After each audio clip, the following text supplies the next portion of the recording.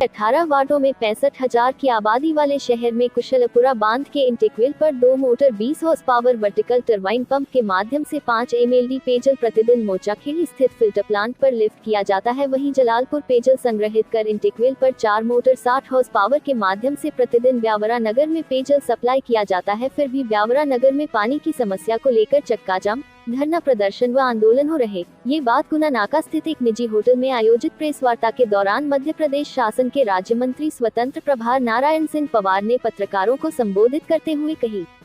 उन्होंने कहा कि ब्यावरा नगर में पिछले 5 दशक से पेयजल की समस्या बनी हुई है, जिसे 40 वर्षों से मैं खुद देख रहा हूँ। पेयजल समस्या को लेकर कांग्रेस केवल राजनीति रोटियां सेक रही, वही भाजपा सरकार में वैकल्पिक व्यवस्था की गई, मगर शहर की दिन प्रतिदिन बढ़ती हुई जनसंख्या के कारण पेयजल समस्या आज भी यथावत बनी हुई है। पेयजल समस्या को लेकर नगर पालिका द्वारा DPR तैयार कर प्रस्ताव भेजा गया। जब तक शहर की पेयजल समस्या का स्थायी हल नहीं हो जाता, तब तक नागरिकों को उक्त समस्या से दो चार होना पड़ेगा। आपने कहा कि वह कुशलपुरा डैम जल संसाधन विभाग से 6.48 MLD पेयजल प्रतिदिन हेतु अनुबंध किया हुआ है, तो पानी कहां जा रहा? जबकि ब्यावरा शहर में 18 हैंडपंप चालू है, 75 ट्यूबवेल, 51 कुएं और 30 लाख लीटर की क्षमता वाली पानी की 3 टंकियां उपलब्ध है। अमृत 2.0 योजना अंतर्गत मोहनपुरा डैम से ब्यावरा नगर में पेयजल प्रदाय हेतु जल संसाधन विभाग से 6.50 MCM पेयजल प्रतिदिन आरक्षित किया गया है। योजना अंतर्गत ग्राम बानपुर में इंटेकवेल व ग्राम खीमाखेड़ी में फिल्टर प्लांट निर्माण किया जाना प्रस्तावित है। शहरी क्षेत्र में 4 नवीन ओवरहेड टैंक कुल क्षमता 3,300 KL का निर्माण किया जाना भी प्रस्तावित है, जिसमें ब्यावरा नगर में पेयजल सप्लाई के अंतर को कम किया जा सके। योजना के लिए कंसल्टेंट द्वारा सर्वे किया जाकर विस्तृत कार्य योजना तैयार की जा रही है। नगर पालिका में पंजीकृत नल कनेक्शन की संख्या 7,310 है, जिसके लिए निकाय की वर्तमान जल वितरण प्रणाली तैयार की गई। जल प्रदाय पाइपलाइन में लगभग 3 से 4 हजार अवैध नल कनेक्शन होने के कारण क्षेत्र में नलों में पर्याप्त प्रेशर से जल प्रदाय नहीं हो पा रहा है। इस निकाय द्वारा कार्य योजना तैयार कर अवैध नल कनेक्शन के काटने की कार्रवाई प्रस्तावित की गई है। थोड़ा बचाव और मैक्सिमम पानी हम लेते हैं अभी, लेकिन दुर्भाग्य से ब्यावरा का दुर्भाग्य पीछे छोड़ नहीं रहा।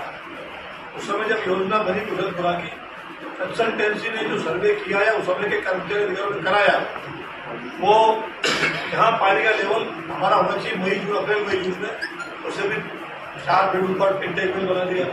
अब ऐसे इंटेकवेल पानी कैसे चढ़ेगा भाई? 40 साल हो गए। तब से ही मैं ब्यावरा की पेयजल समस्या की बहुत ही समस्या देख रहा हूँ। लगातार ब्यावरा शहर जब छोटी आबादी थी और लगभग 25,000 की आबादी रही उस समय, तब भी सरकार की इतनी गंभीर था। लगातार गर्मियों के 4 महीने 5 महीने टैंकरों से ट्रांसपोर्ट करते थे पानी शहर के चारों तरफ। उस समय हमारे ट्यूबवेल जो शहर में लगते थे वो भी अपर्याप्त थे या ड्राई निकलते थे। और एक 200 का बंदा हमारे पास ब्यावरा में जो 3,000 नदी पे इधर मातापुरा के मार्ग पर बना हुआ है, उससे हमारी जलापूर्ति थी। 31 करोड़ के ऊपर की कंसल्टेंट सर्वे करके दिया है, लेकिन तकनीकी रूप से आगे बढ़ी वो तो लगभग 28 करोड़ की रही हो, और बिलो रेट आने के कारण 26.5 करोड़ है। लेकिन जो सैंक्शन है, मूल सैंक्शन 30 करोड़ तक जा सकती है। इसमें मोटर 30 करोड़ की परियोजना को हम इसमें करने के लिए प्रयास कर रहे हैं। इसकी स्वीकृति हमें मिल गई सारी प्रकार की जो है, और आगे हम इसका अनुबंध जैसे होगा काम बढ़ेगा। हमारे विधानसभा में चल रही है, एक चल रही बागपुरा तालाब से। बागपुरा का टैंक का जो पानी 127 गाँवों को लगभग वितरित किया है और 125 करोड़ की मूल परियोजना है। इसके अंदर हमारे 127 गाँव यहाँ से ब्यावरा की घोड़ा बचाव से लेकर के अंतिम गाँव की भीलवाड़ा देवल खड़ापुर तक चल रहा है। थोड़ी बहुत तकलीफ समस्या उसमें भी है, कहीं कहीं प्रेशर की समस्या है। दूसरी हमारी परियोजना पहाड़गढ़ पार्वती में जो 80 गाँव कवर कर रही है, वो भी लगभग 100 करोड़ की परियोजना है। आगे कुछ गाँव में और समस्याएँ हैं, जैसे छोटालिया परियोजना पूरी होगी पार्वती, उन गाँवों को समाहित करने का प्रयास है। मोहनपुरा परियोजना का अभी कहा कल ही इसकी सब स्वीकृति प्राप्त हुई हमें, और हम आज ही सक्रिय होकर हमारे नगर पालिका के PSC का प्रस्ताव जाना, PIC का प्रस्ताव आज ही मैंने CMO का है, आज ही PIC करके वो प्रस्ताव शासन को आज ही भेजे। मेरी अभी सिविल जज से बात हुई, अभी बहुत यहीं से सब कागज आज ही भेज रहे हैं। यातायात में अवरोध जो अतिक्रमण है, स्थायी अस्थायी, ये बिल्कुल आकर से हटना चाहिए। मेरी सहमति इसमें मैं प्रशासन को बता चुका हूँ, पर प्रशासन सामने और कई सारी चीज़ें आ जाती हैं प्रशासनिक कामों की, इसलिए बीच में रुक जाता अभियान को। फिर तो कोशिश करेंगे कि इसको पूरा यातायात नियंत्रित करें, सड़कें चौड़ी हो हमारी।